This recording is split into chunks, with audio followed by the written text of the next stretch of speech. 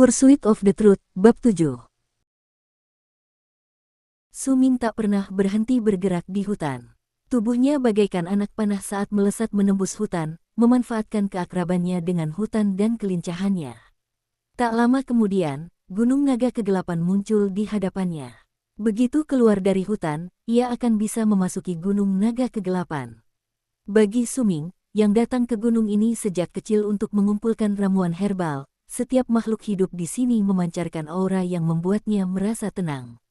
Tertulis dalam gulungan itu bahwa para berserker dapat meningkatkan kekuatan mereka dengan memanggil darah mereka dan membuat tubuh mereka lebih kuat saat mereka berlatih di alam pemadatan darah karena mengasah darah berserker di dalam tubuh mereka. Kupikir aku tidak akan pernah mendapatkan kesempatan seperti itu, tetapi untuk berpikir bahwa aku dapat mengalaminya hari ini. Untuk mencapai tingkat pertama di alam pemadatan darah, dibutuhkan manifestasi 3 pembuluh darah. Tetapi meskipun aku belum memanifestasikan ketiganya, kecepatanku telah meningkat pesat. Bahkan kekuatanku pun. Su Ming melompat ke depan dan saat berada di udara, dia mengayunkan tinju kanannya ke arah pohon raksasa di sampingnya. Dengan suara benturan keras, samar-samar terlihat bekas kepalan tangannya di pohon.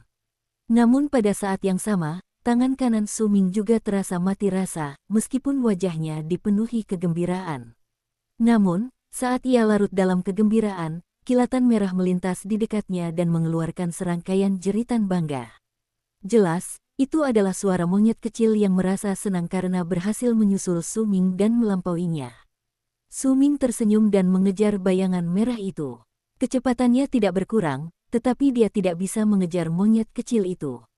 Di masa lalu, setiap kali dia sampai di Gunung Naga Kegelapan, monyet itu akan menunggunya dengan tidak sabar dengan wajah penuh cemoohan seolah-olah sudah lama menunggunya. Namun kini, setelah 2 jam, saat Su Ming mendaki Gunung Naga Kegelapan dan mencapai batu besar yang sama dengan lubang di salah satu gunung, ia melihat monyet itu. Meskipun masih menatapnya dengan jijik dan meremehkan, dahinya dipenuhi keringat, menunjukkan bahwa meskipun telah tiba lebih dulu, kali ini ia tidak menunggu lama. Su Ming tersenyum dan mendekat untuk menyentuh kepala monyet itu.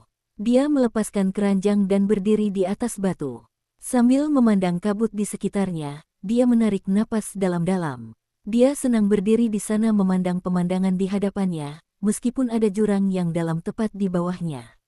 Jika dia melangkah beberapa langkah ke depan dan angin bertiup menerpanya saat itu juga, dia akan tersandung dan jatuh. Itu adalah tempat yang berbahaya, tetapi Su Ming telah mendaki gunung ini sejak dia masih muda. Baginya, tempat ini seperti rumah kedua. Xiao Hong, seperti apa pemandangan di sisi lain gunung itu, apakah kau pernah ke sana sebelumnya? Baju kulit Su Ming bergoyang tertiup angin dan mengeluarkan suara kepakan ringan. Secara naluriah, ia mengulurkan tangan kanannya dan menyentuh batu hitam di dadanya. Monyet di sampingnya memutar matanya dan memandang ke daratan yang terletak jauh di sana. Ia tidak repot-repot menjawab Su Ming, tetapi menundukkan kepalanya dan menarik-narik bulunya sendiri seolah sedang mencari sesuatu. Su Ming menggaruk hidungnya ketika melihat monyet kecil itu membersihkan diri dan mengabaikannya.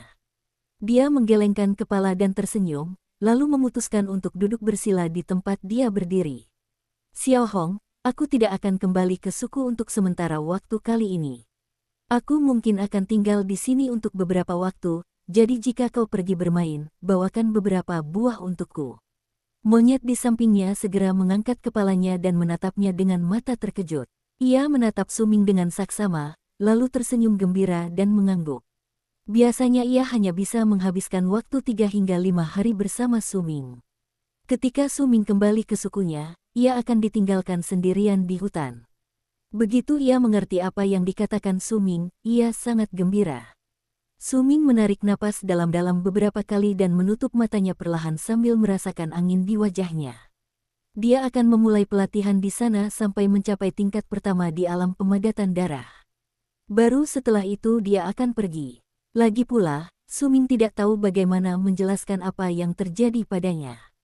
Jauh di lubuk hatinya, ia ingin merahasiakan ini dan tidak membiarkan siapapun mengetahuinya. Sebuah urat merah muncul dari tubuh Su Ming tak lama setelah ia memejamkan mata.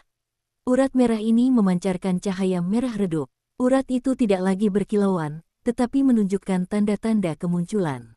Itu adalah urat merah yang sama yang hanya muncul samar-samar sekitar setengah bulan yang lalu. Urat merah yang sama yang sekarang terlihat sepenuhnya.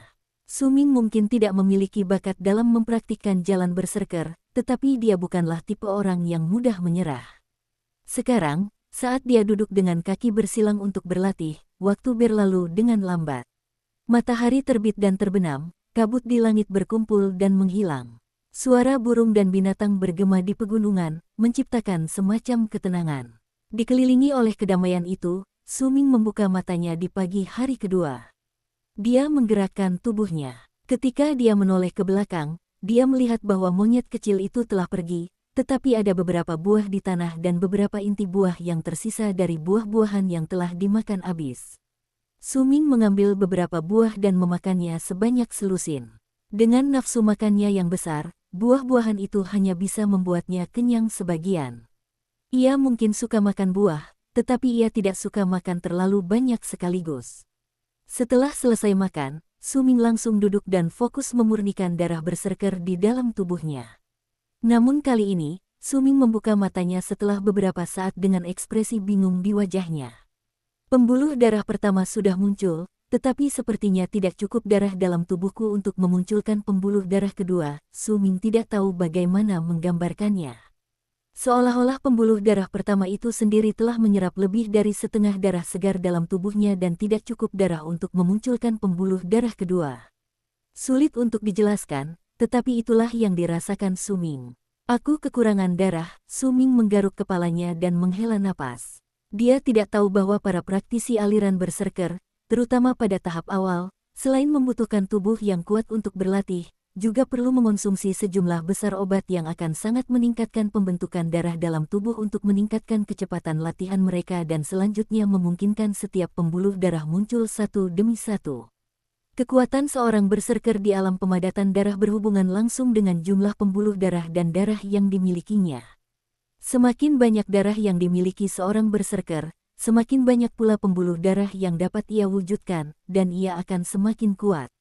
Setelah kekuatan itu dilepaskan, bahkan hanya dengan kekuatan fisik mereka saja, mereka dapat mencabik-cabik seekor binatang buas yang besar. Inilah kekuatan berserker. Semua ini adalah rahasia suku tersebut. Hanya mereka yang memiliki tubuh berserker yang berhak mengetahuinya. Ketika anggota suku terluka, mereka akan kehilangan banyak darah. Wajah mereka akan pucat dan mereka akan lemah. Pada saat itu, mereka perlu mengonsumsi ramuan yang akan membantu pembentukan darah. Mata Su Ming berbinar. Setelah berpikir sejenak, dia segera menyandang keranjang di punggungnya dan melompat ke sisi gunung. Kali ini, kecepatannya sangat tinggi dan dia kembali sekitar 1 jam kemudian. Ketika ia kembali, ada beberapa tumbuhan herbal yang masih terdapat tanah di dalam keranjangnya. Setelah membersihkan tumbuhan herbal tersebut, Su Ming mengeluarkan sebuah mangkuk batu dari keranjang. Ia menghancurkan tumbuhan herbal itu dan mencampurnya dengan embun, yang berubah menjadi ramuan berwarna hijau tua yang mengeluarkan bau aneh. Namun, ia sudah terbiasa dengan aroma ini. Ia menghirup aroma itu beberapa kali, lalu menambahkan lebih banyak rempah-rempah. Setelah selesai, ia menarik napas dalam-dalam dan meminum semuanya. Rasanya menjijikkan. Su Ming mengerutkan kening karena merasa tidak nyaman, tetapi memaksakan diri untuk meminum semuanya sebelum duduk kembali dengan kaki bersilang. Baru tengah malam Su Ming membuka matanya kembali. Saat itu, ia menatap kegelapan dan membiarkan pikirannya mengembara. Ada sedikit efek, tapi hanya sedikit. Metodenya benar, tapi masih ada yang salah. Su Ming mengerutkan kening. Dia tidak bisa memberitahu atasannya tentang hal ini. Dia hanya bisa mengandalkan dirinya sendiri untuk menyelesaikan masalah tersebut. Itulah masalahnya. Mata Su Ming berbinar. Sebagai tabib biasa di sukunya, tugasnya adalah mengumpulkan ramuan herbal. Dia ingat setiap kali dia pergi mengumpulkan ramuan herbal, tetua sukunya biasanya akan memilih beberapa ramuan dari tumpukan dan membawanya pergi. Sisanya akan diberikan kepada pemimpin suku dan dibagikan kepada anggota suku sesuai kebutuhan. Ramuan herbal akan dikeluarkan dari tempat penyimpanan ramuan ketika dibutuhkan untuk membuat obat guna menyembuhkan yang terluka dan yang sakit. Air liur naga kegelapan termasuk di antara yang diambil oleh tetua.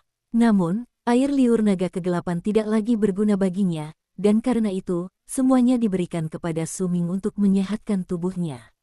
Masih ada sedikit air liur naga kegelapan yang tersisa setelah kuberikan kepada Lei Chen. Suming segera mengaduk-aduk isi saku samping keranjang dan mengeluarkan botol kecil itu. Saat membukanya, aroma yang familiar tercium di udara. Dia mengocoknya perlahan, hanya tersisa sedikit kurang dari setengahnya. Tanpa ragu-ragu, Suming menempelkan botol itu ke bibirnya dan meminum seluruh isinya dalam sekali teguk. Kemudian dia segera duduk dengan kaki bersilang, membenamkan dirinya dalam proses memurnikan dan memadatkan darah berserker di dalam pembuluh darahnya. Suming telah meminum air liur naga kegelapan sejak masih muda. Setiap kali meminumnya, dia akan merasa sedikit pusing dengan sensasi seolah-olah dia akan tertidur karena mabuk. Namun, ini adalah pertama kalinya dia meminum air liur naga kegelapan untuk membantu latihannya sebagai berserker. Saat darah di pembuluh darahnya beredar di tubuhnya, dia bisa merasakan sensasi dingin yang tumbuh di dalam tubuhnya, menyebar ke seluruh bagian tubuhnya dengan sangat cepat. Rasa dingin itu secara bertahap menyatu dengan darah di pembuluh darahnya dan meningkatkan laju peredaran darah di tubuhnya. Bahkan ada tanda-tanda peningkatan detak jantungnya. Aku sudah menduganya. Suming merasa gembira. Saat ia terus menyalurkan darahnya, tubuhnya tiba-tiba bergetar. Ia membuka matanya, wajahnya dipenuhi rasa tidak percaya dan ragu. Bagaimana mungkin ini? Apakah ini si tetua? Di dalam tubuhnya, Suming dapat dengan jelas merasakan hawa dingin yang muncul dari seluruh bagian tubuhnya saat ia menyerap hawa dingin yang disebabkan oleh air liur naga kegelapan. Perasaan dingin itu sepertinya telah ada di tubuhnya selama bertahun-tahun dan telah tertidur, menunggu saatnya untuk muncul begitu ia mulai memurnikan darah di pembuluh darahnya. Dan kunci untuk mengaktifkannya adalah air liur naga kegelapan yang sama yang diminum Suming. Kini, rasa dingin itu seolah berkumpul dari setiap bagian tubuhnya, menerobos pembuluh darahnya seperti gelombang raksasa membentuk lautan. Ini adalah hadiah yang disiapkan oleh tetua untuknya ketika ia masih muda. Tubuhnya yang telah diberi nutrisi oleh air liur naga kegelapan adalah hadiah tersebut. Jika Suming menempuh jalan sang berserker, maka kekuatan ini akan sangat membantunya di tahap awal latihannya. Jika ia tidak memiliki karunia untuk berlatih jalan sang berserker, maka kekuatan ini akan membantu menjaga kesehatan tubuhnya. Suming tercengang. Dia hampir bisa melihat tatapan baik hati sang kakak dan harapan yang terpendam padanya seiring bertambahnya usia. Yang paling diingatnya adalah kekecewaan di mata sang kakak setengah bulan yang lalu. Tetua, gumam Suming. Terdengar suara gemuruh rendah di dalam tubuhnya. Sejumlah besar air liur naga kegelapan yang telah terkumpul di tubuhnya selama ini mengalir deras untuk mendorong darahnya ke depan, menyebabkan pembuluh darah kedua di tubuhnya muncul seketika dan bermanifestasi dengan cepat. Begitu pembuluh darah kedua muncul, pembuluh darah ketiga langsung menyusul. Bahkan ada tanda-tanda pembuluh darah keempat yang muncul secara samar. Tubuh Suming mulai membesar dengan cepat. Kecepatan dan kekuatan sirkulasi darahnya menyebabkan pertumbuhan fisiknya.